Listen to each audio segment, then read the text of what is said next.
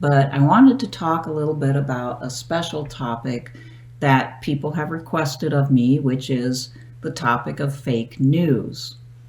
Well, the first thing I want to say is that fake news is nothing new. It's a new term, but it's not a new thing. Going all the way back to, I'm sure, when human beings first evolved, there was rumor. And you know how when you spread rumors, you get an ever-increasing elaboration each time, and pretty soon the rumor bears no resemblance to reality. We also in ancient times had rhetoric, and in other videos on this channel I've talked a little bit about the problem of the rhetoricians and the sophists in ancient Greece. They would at the very least exaggerate, if not basically just tell outright lies in order to win debates. In more modern times we have propaganda. Soviet propaganda is probably the one that springs to mind, or communist Chinese propaganda, but propaganda comes in many different sizes and shapes. You can get liberal democratic propaganda too, and we certainly have seen that, especially during the Cold War. I suppose you could see real evident propaganda on both sides. And then there's what I call direct mail. There's a lot of that. Used to come in the mailbox. Now it mainly comes in your email box, but it's kind of like modern propaganda. It gives you a very limited perspective. It tends to be really alarmist. Emergency, emergency, some catastrophic thing is about to happen and only you can stop it by sending us a check. Well, people wouldn't write that stuff if people didn't read it. So that direct mail is a form of fake news in a way because of the exaggeration. And then we have the very common radio and TV shills for political parties. So I would include really biased news reporting among the fake news. So in other words, fake news doesn't have to be outright lies. Fake news can be exaggeration, can be extreme bias, can be even ignoring part of the story, right? And so I think our focus on fake news as outright lies is a bit deceiving. Lies have been around as long as human beings have been around. And when it comes to politics, politicians will always lie, leaders will always lie. But a bigger part of our problem right now is half-truths and exaggerations and things that are left out of the equation. And we see this all the time, not just from politicians, but from news media, from entertainers, and so on and so forth. Okay? The new aspects tend to be that there's a proliferation of sources. There are so many sources that people are almost living in different universes. My universe is not the same as maybe as the person who's sitting right across from me, who's hearing a whole different set of basically lies, propaganda, deception, bias than I am. Also, false identity is something new. Anonymity's been around a long time. Pseudonyms have been around a long time. But anybody can basically do it now and do it very quickly and create multiple identities online and pretty much say whatever they want and not get caught. And that does increase the boldness, I think, of people to spread fake news, so to speak. Also, we have the ability to fake photos and film and make it look like they're absolutely real. So it's very hard to detect. And of course, there's the speed at which a story goes viral. So whereas rumors used to take a long time to spread from one end of town to the other, literally going viral, of course, is a term used to describe how fast a news story or item of interest can get out of control by people retweeting it, posting it on Facebook, Instagram, and so on and so forth. Now, there's some additional ingredients that have come along in modern times.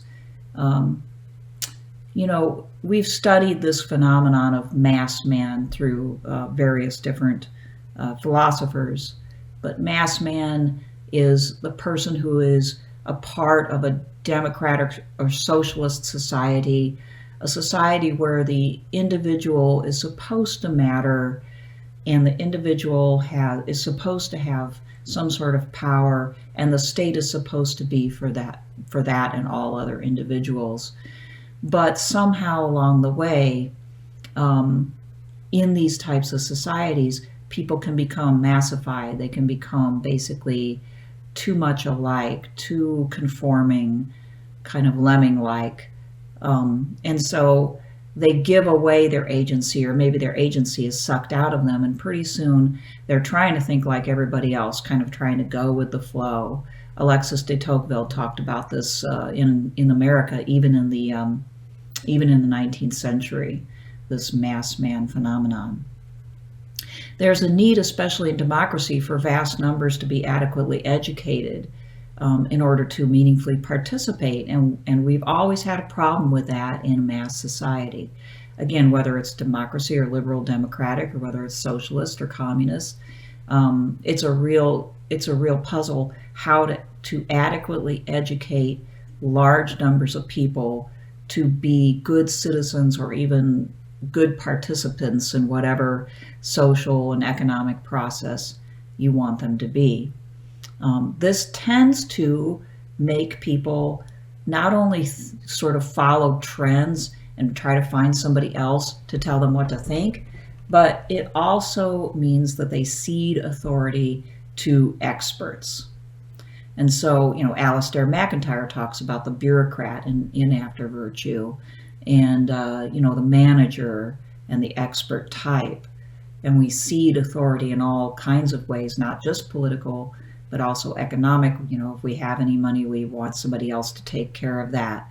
We, of course, cede authority for our mental health to the psychiatrist, and our physical health to the doctor, and pretty soon we can't even, fix a hole in the wall that we put there. So, this is a problem, because if we cede that much authority in our mind, if we give that authority away, how can we use our judgment when dealing with news stories? We no longer feel perhaps competent to be able to judge, and that makes people willing to believe almost anything. We have an increasing division of labor, which leads to less abundant experience in the work world. That is, we specialize in our work, and so there again, we don't have a lot of experience outside of this narrower function. But without that experience, we're probably going to have less common sense. And it used to be thought, I think, that people who were working class or worked with their hands had more common sense. But I would say in an era where even a lot of those jobs are becoming increasingly automated, and where there's fewer and fewer skills needed, that is probably no longer the case. We also live in a very fast-paced world, and that leads to an inability to contemplate. When dealing with, what is truth, what is going on, if you don't have time to actually think, you're much more likely to be susceptible to the fake news story. You see the headline, it leaves an impression, you're off to do something else. Later in the day, it comes back to you, and you're like, hey, buddy, did you see that story? What do you think? Oh, yeah, nobody knows anything about it, but that doesn't prevent us from talking about it. Also, we do live in a world where most people don't take the time to read books. Full books. We read about books. We watch people lecture on books. Thank you. I'm glad you watch me. But it's harder and harder for people to find the time or the energy to be able to read books, or if they do, they read narrowly according to their profession. But it's harder and harder for people to do this. Not impossible, though. It takes effort and energy that is sucked up by a lot of other things in our world now, including fake news and entertainment. Now, not just to badmouth mass man, but also to talk about the elites. And in this case, particularly the intellectual elites. It is not true that the average ordinary person is more likely to fall for fake news than the so-called intellectual. And this is because of a phenomenon which, I guess, we covered Chris Hedges' The Death of the Liberal Class not that long ago. Many intellectuals in our society, both in and out of universities, have become sad, hollowed out ciphers for political parties who've stopped thinking. And I don't just mean the Democratic Party, both sides. There's a tendency, even in academia, for people to think in terms of partisanship, and some go to the extreme, and then simply kind of shut down their intellect and stop asking questions and stop sort of exposing themselves to information beyond what they think is already true. Okay, so it is not the case that just because someone is highly educated that they're open to other sources of truth, and they're very susceptible to fake news that agrees with their general perspective already. We have fanboys and girls of thought leaders, people in academia and outside of it, people with higher educations, though, who have basically decided that this one person out there, this public intellectual or thought leader, is, has it all, has the truth, and they shut down their minds again and they become a fanboy.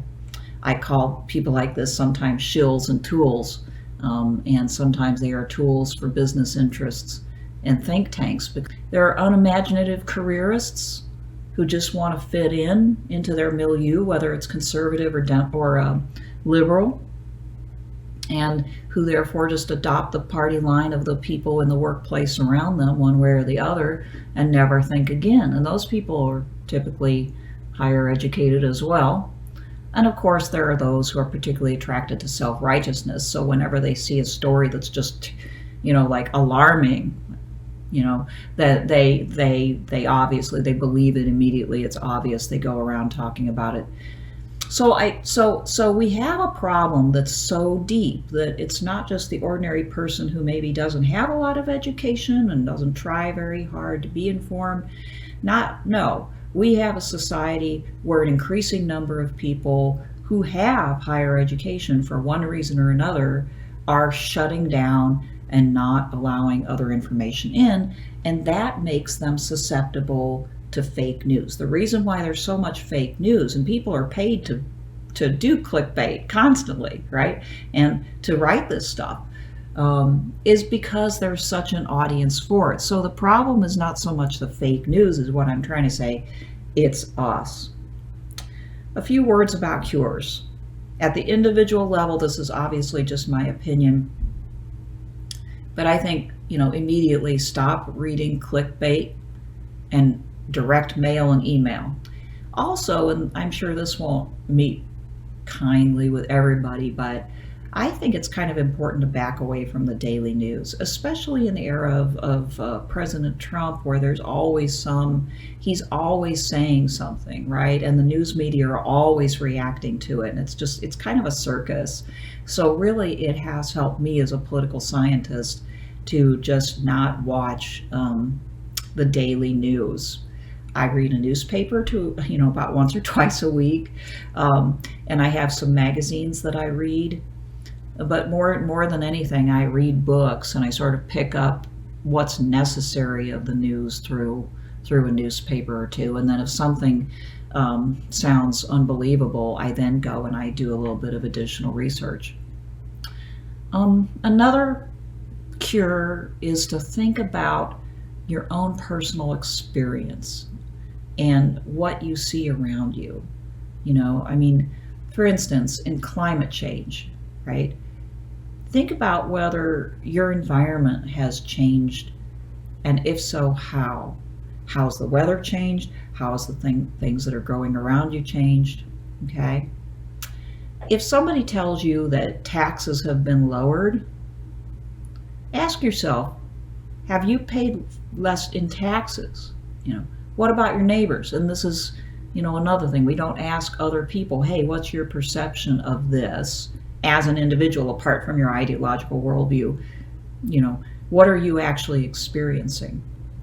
So this is really actually quite important, because people will actually, for instance, not have a tax decrease of any kind and be so delusional as to think that they have because somebody says that they have. They're not paying attention. That's just a hypothetical example. Um, Obviously, be willing to be wrong. Don't tie your ego so up with being right that you can't admit that you made a mistake or that you didn't know all the truth. Just because um, you were wrong doesn't mean you were bad. It just means you were wrong.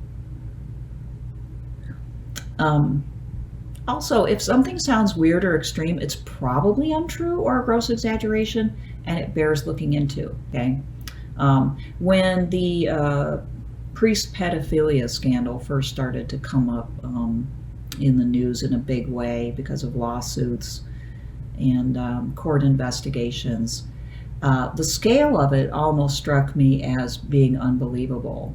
And so I took a step back and I asked myself, well, how do I figure out whether to take this seriously or not? Well, I went and I read some of the court records from the Pennsylvania case. And these records were records that were put out, they were from the Catholic Church's own records in the Pennsylvania diocese where this happened. Well, then I knew, okay, in that case, a very extreme and weird situation was true, okay? But I think when you encounter such a thing, if you encounter news that you're like, whoa, I can't believe human beings would really do that, have some skepticism. People aren't skeptical enough, perhaps, or they're too willing to believe without thinking about it. And then, really, I mean, do a little bit of work and see if you can find out. Now, there's a cure at the societal level that I'm trying to think of, right? I mean, this is like a huge deal. By the way, I'm going to do Elizabeth Warren here, right? This is a very like appropriate can of beer, don't you think? I hope that you can see this. It's Moral Panic. I thought it was a really good beer to deal with Alistair McIntyre as well as fake news. Anyway, the societal cure has to do with community. Okay, one of the reasons why we're so susceptible to fake news, I think, is because we are isolated individuals trying to figure things out for ourselves, unwilling to trust the people around us, and sometimes now for good reason. But if we can find other people whom we can trust, whose character we trust, who are trying to understand things as well, and we can test each other's views without getting into an argument, because if we share basic values in common, which you tend to do with people that you become good friends with, then you're on the same quest, and the discussions that you have do not have to turn into heated debates or arguments, because you're not defending your character.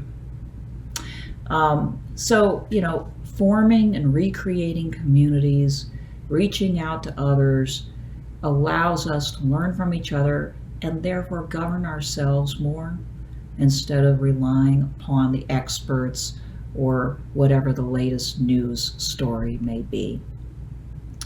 So that means avoiding ideological zealots as new friendship material. If somebody's coming at you with a MAGA hat or a pink hat, I would say maybe not good friendship material. Because you want to be with somebody who's willing to be open-minded enough to have that conversation with you. Also, do your best to support and encourage a broader education. We tend to be more and more technically educated because of the economy that we're in. But there is a reason why people should learn history, read literature, to the way things were in the past, and various ways of thinking about life, about politics, about economics, so that they have perspective. And when they encounter an argument or a piece of news that seems a little strange, their bullshit meter will go off. Skepticism is a very good thing. And finally, I would suggest that we make empty-headed ideological shilling a shameful and embarrassing activity. A shill should be called a shill.